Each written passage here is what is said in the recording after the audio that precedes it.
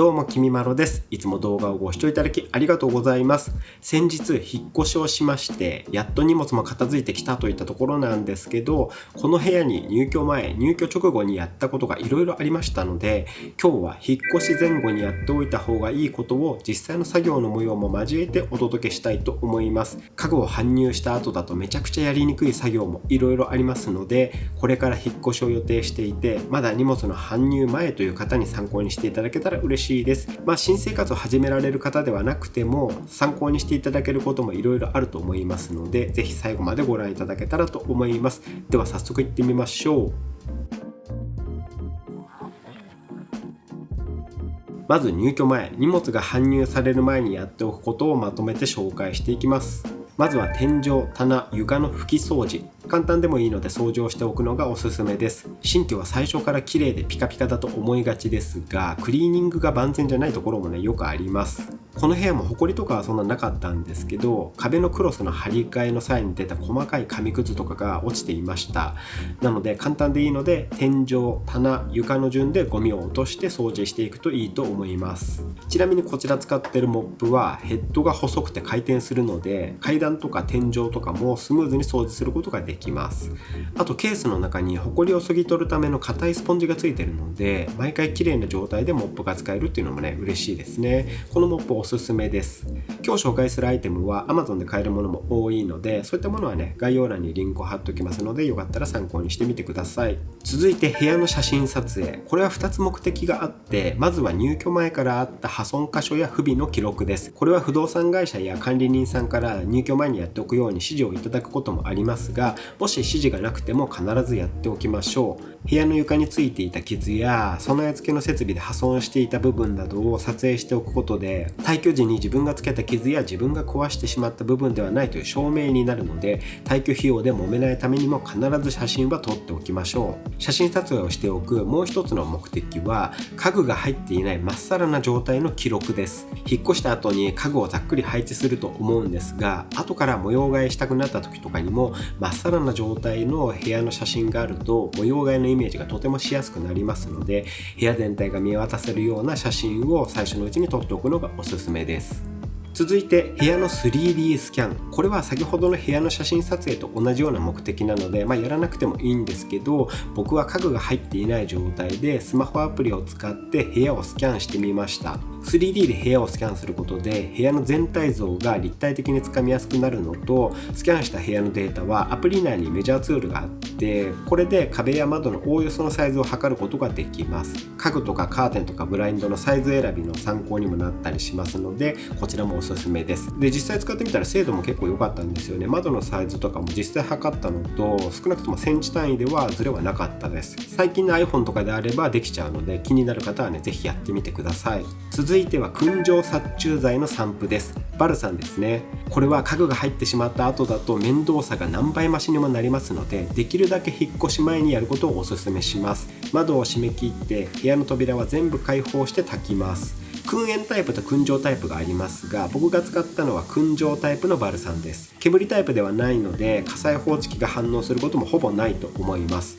報知器に直接吹きかからないような位置で焚けば大丈夫だと思います。うちもそうしましたが、報知器は反応しませんでした。それでも不安という方は報知器をラップでくるんでから焚くとより安心だと思います。同じように風呂にも防カビ燻煙剤を撒いておくのがおすすめです。風呂の黒カビって本当に嫌ですし、一度発生してしまうと掃除が結構大変ですよね。なのでカビを未然に防ぐためにもこちらを使いました。パッケージを開けて水を注いでおくだけで煙が舞い上がって風呂中に煙が充満します。これで防カビ剤の散布が完了する感じですね。一応こちらは2ヶ月おきとか定期的にやった方がいいみたいなので、お風呂はきれいに保ちたいので今後も継続的にやっていこうと思います。続いてシューズボックスの棚に汚れ防止シートを敷きましょう。外から帰ってくると靴の裏に土とか小さな石なんかがついてくることよくありますので、そのままシューズボックスに入れてしまうと棚板を傷つけてしまったり汚してしまったりすることになります。そういった傷汚れを防ぐためにもシートを敷いておくことがおすすめです。こちらも一度ハンディワイパーとかで棚を掃除してからシートを敷いていきます。僕はニトリの汚れ防止靴箱シートというのを使いましたが、こちらカッターで簡単に単に切れるので、棚板にぴったりのサイズにすることができると思います。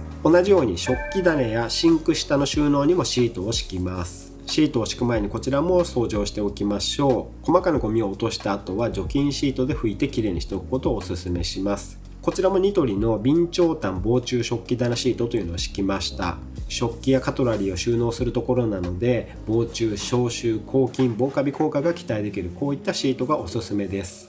で、同じシートを洗面台の収納棚にも敷きました。このシートもね、カッターで簡単に切って加工できるので、サイズ調整がしやすいのが嬉しいですね。で、この辺りまでやったらもう一度床掃除をしておきましょう。バルサンを炊いた後なので、虫の死骸とかがね、早速落ちてるかもしれませんので、床だけクイックルワイパーとかで拭き取っておきましょう。で、最初の掃除もそうなんですけど、この時にウェットタイプのクイックルワイパーとか使ってしまうと、ゴミとかホコリが床にくっついちゃうことがあるので、こういった掃除はドライタイプのクイックルワイパーとかで掃除することをお勧めします。続いて冷蔵庫マットを敷きましょう。冷蔵庫を搬入する前にマットを敷いておくのがおすすめです。設置したら長期間位置を変えることがない冷蔵庫ですので、直置きしてしまうと床に傷やへこみができる恐れがありますので、こういったシートを敷いておくと安心ですね。続いて扉が干渉しそうなところにクッションゴムを貼っておきましょう。うちは案外干渉するところが少なかったので、そんなねあちこちに貼らなかったんですけども、キッチン収納とか洗面所の扉とかが壁にぶつかる位置にあることが多いと思いますので、壁側にクッションゴムを貼っておくと壁を傷つけることがなく、安心して扉を開けられます。こちらも貼っておくといいですね。続いて壁の足元にある幅木にマスキングテープを貼るのもおすすめです。これは幅木の上にホコリが乗るのを防ぐために貼るとかね、よく言われるんですけども、マスキングテープを貼ってもその上にホコリは乗るので、これはあんまり意味ないと思っていて、あとね、ホコリが乗ってもハンディワイパーでさっと拭き取ればいいだけの話なので、そういった意味ではあんまり効果がないんじゃないかなと僕は思っています。ただ僕が幅木にマスキングテープを貼る理由は、ちょっと部屋が広く見えるからです。白い壁紙の部屋で茶色い幅木に囲まれているとちょっとだけね狭く感じるんですよね。でも壁と同じ白いマスキングテープを張り巡らせるとちょっとだけね部屋が広く見えます。これも家具を置いてしまった後だとかなり作業しにくくなりますので、引っ越し前にやっておくことをお勧めします。ちなみに前住んでいた部屋でもマスキングテープを貼っていましたが、マスキングテープを貼ったまま2年以上放置してみましたが、剥がした後もベタつくことは全くなくてサラッサラでした。2年以上放置したらどうなるのかわからないので、何とも言えないんですけども、多分大丈夫なんじゃないかなと思います。部屋を広く見せたい方、よかったら参考にしてみてください。はい、ここまでは家具が入ってからだとやりにくいことなので、引っ越し前にやっておくことをお勧めします。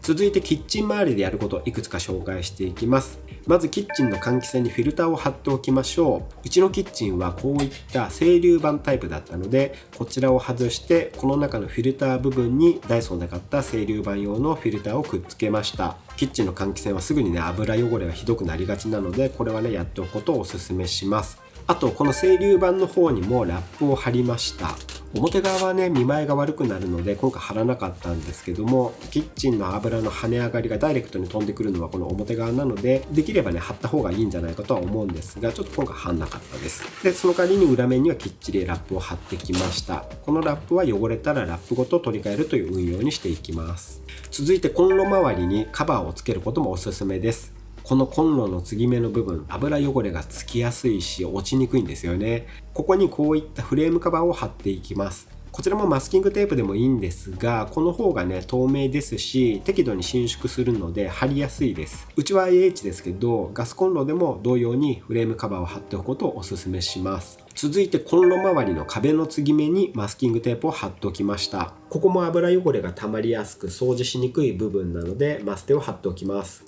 こちらも汚れたらマステを剥がして新しく貼り直せばいいだけなので、しつこい油汚れの対策になります。続いてシンクの撥水コーティング。使用前にこれを吹きかけておくことで水がきれいに弾きますので、水垢とか汚れがつきにくくなります。まんべんなく吹きかけてスポンジなどでこすってキッチンペーパーなんかで拭き取れば完了です。とても簡単です。続いてこれはキッチンに限らずですが、部屋中のマグネットが使える部分の確認です。キッチンの壁や玄関扉、風呂場の壁などマグネットがつくかどうかをチェックしておきましょう。マグネットが取り付けられる面が多いと壁面収納の可能性がぐっと上がります。山崎実業のタワーシリーズとかああいったねマグネットで取り付けられる収納アイテムがとても便利ですけども、当然マグネットが付けられない壁には使えません。うちのキッチンはご覧の通り一面シルバーでマグネットが付きそうな感じしかしなかったんですけども、まさかのマグネット非対応でした。ステンレスだったんですよね。キッチンの壁面収納に期待していたのでこれはがっかりだったんですけども、山崎実業からこういったスチール板が出ていたので、これを置くことでマグネット非対応だったキッチンの壁面にマグネット環境を作ることができました。これもね3000円ぐらいで購入できるので、マグネット非対応のキッチンの壁とかはマグネット環境にしたい方はぜひ使ってみてください。こちらも概要欄にリンクを貼っておきます。続いてエアコン周りでやっておくことを紹介していきます。まずはエアコン洗浄スプレー。これは引っ越した後だけでなく毎シーズンエアコンを使い始める前にやっておくことをお勧めします。僕も毎年やってます。エアコン効率がかなり上がるので電気代の節約にもつながります。僕が使っているのはこちらのスプレー。これめっちゃ使いやすくて部屋も汚れないのでおすすめです。使い方も簡単で、まずエアコンの電源ケーブルを抜いておきます。エアコンのカバーを開けて内側のフィルターを取り出します。フィルターが汚れていたら掃除もしておきましょう。でフィルターを外すと中にフィンがありますので、フィンに沿ってスプレーを吹きかけるだけです。スプレー結構ね勢いがあるのでエアコンの内側までしっかり入っていくのが分かります。でこのスプレーの液体どこに行ってるのかというと、ホースを伝って部屋の外に流れ出していきますので、部屋の中に垂れてくることもないです。スプレーを吹きかけ終えたら10分ほど放置してから使い始められます。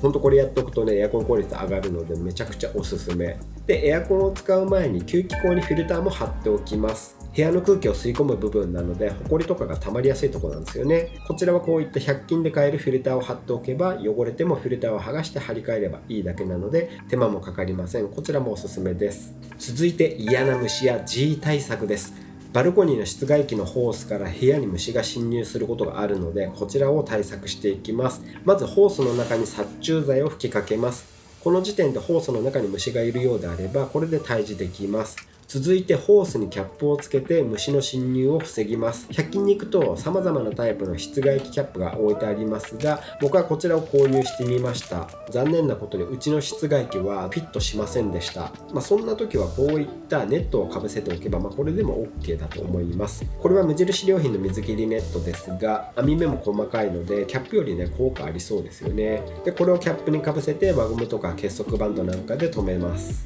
これでホースからの虫の侵入は防げるかと思います。さらに G 対策としてバルコニーに屋外用のブラックキャップを置きました。室外機周りや窓枠あたりに置くことで G の侵入を未然に防ぎます。続いてトイレ、お風呂、洗面台など水回りでやっていくことも紹介していきます。まずは便器の下の部分に防カビマスキングテープを貼っていきます。この継ぎ目の部分も汚れやカビが発生しやすいところなので、ここに防カビマステを貼っていきます。コーキング剤みたいに流し込むタイプのものもありますが、見栄えよくね流し込むのが結構あれ難しいので、このテープタイプの方が貼りやすいしねおすすめです。透明で伸縮性もあるので結構綺麗に貼れます。続いて便器の中に洗浄剤、トイレスタンプをくっつけておきましょう。便器内の掃除もねほんと面倒なので、汚れないようにこういったスタンプをつけておくといいですよね。ただこれはね12日間ぐらいしか持たないので定期的にスタンプすることにはなります。でも掃除よりは圧倒的に楽なのでこちらもおすすめ。それでも汚れてしまった時はブラシで掃除をしなくてはいけませんが、僕がいつも使ってるのはこのスクラビングバブルの使い捨てブラシです。先端のブラシ部分が付け替え式になっていて、掃除したら先端部分を外してそのまま流せるのでとても便利です。でこのハンドル部分はこの山崎実業の浮かせる収納ボックスに入れています。こうすることでボックスの下の部分に空間ができるので掃除がしやすくなるんですよね。これ買ってよかったですね。続いてトイレの天井にも換気扇がありますので、こちらにもフィルターを貼っておきましょう。もし汚れたらフィルターだけ剥がして付け替えればいいので、これもね楽ちんです。続いてお風呂周り行ってみましょう。お風呂の扉の脱衣所側の継ぎ目の部分とかにもカビが生えやすいので、ここにも防カビマステを貼っておきましょう。前の部屋ではこれをやってなかったので退去時結構カビてしまっていて、掃除がめちゃくちゃ大変でした。そういった反省を生かして今回はねちゃんと貼っておきました。あとお風呂のドアには足元にこういった通気口がありますが、ここも汚れやカビが発生しやすいところなんですよね。ここにもフィルターを貼っておくことで汚れをキャッチしてくれますので、こちらもおすすめです。続いてお風呂の中ですが、バイオの力で水回りのカビや悪臭、洗濯物の生乾き臭なんかを抑制する効果のあるバイオくんを貼っときます。お風呂の中でも換気が追いつかずにカビが発生することもありますので、こういったものを未然に防ぐためにこのバイオくん貼っておきました。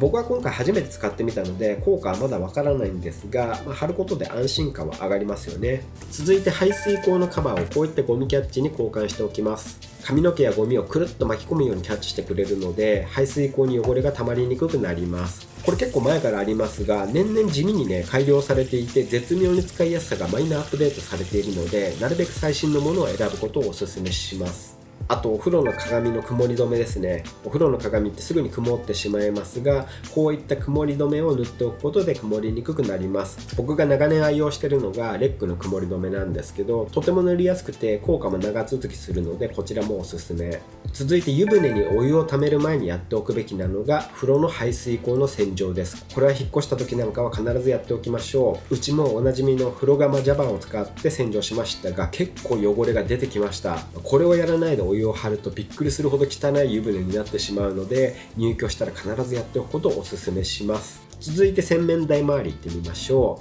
う。まずは洗面台の配管の泡洗浄。こちらも見えない部分の汚れですが、やっぱり新しい家の洗面台は綺麗に使いたいと思うので、やっておくことをお勧めします。泡が配管の内部に行き渡ってしっかり汚れを落としてくれます。そして撥水コーティングをこちらにも使いました。洗面台も水垢とか皮脂汚れがつきやすい場所なので、撥水コーティングをしていくことをお勧めします。続いて洗面台にもゴミキャッチを取り付けます。これもいろんなタイプがあって、今回はこちらを使います。内側がこういった形になっているので、ゴミをキャッチしてくれて、水もしっかり流れ落ちます。もともとついていたキャップを引き抜いてゴミキャッチを置くだけ。内側に溜まったゴミも見えないので見栄えもいいです。こちらもおすすめで取り替えておきましょう。はい、僕が今回の引っ越し前にやったことは以上です。はい、今日の動画は以上です。もしかしたらこれ以外にもやっておいた方がいいことあるかもしれないので、あとこれはやったけど効果なかったよとかもあるかもしれないので、もし過不足ありましたらコメントをお寄せいただけると嬉しいです。もしこの動画が良かったと思った、参考になったと思った方はグッドボタンをよろしくお願いいたします。このチャンネルではこういった暮らしに役立つ情報をいろいろ紹介していますので、よろしければチャンネル登録をよろしくお願いいたします。あとベルマークも押しておいていただけたら嬉しいです。本日も動画をご視聴いただきありがとうございました。ではまた次の動画でお会いしましょう。バイバーイ。